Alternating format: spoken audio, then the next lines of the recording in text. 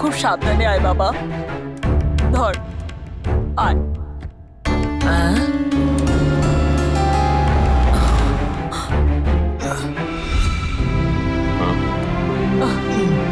এদিকে আয়,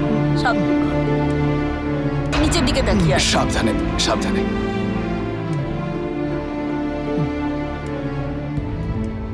কিরণ, ডাক্তার কি বললো তোকে? লিগামেন্টে চোট লেগেছে, 1 মাস রেস্ট নিলেই ঠিক হয়ে যাবে বলেছে। এখন তোর ব্যথা কেমন আছে? আর ব্যথার কথা কি বলবো আঙ্কেল, ব্যথা তো একই রকম রয়েছে। এবার থেকে ওই ছাই পাশ গেলে একটু বন্ধ কর, আমার কথাটা মনে থাকবে তো? হ্যাঁ আঙ্কেল। লীলা ধর্ম কোথায়? ও মায়ের কাছে হসপিটালেই রয়েছে। আচ্ছা আচ্ছা, সন্ধেবেলায় ফিরে আসে যেন।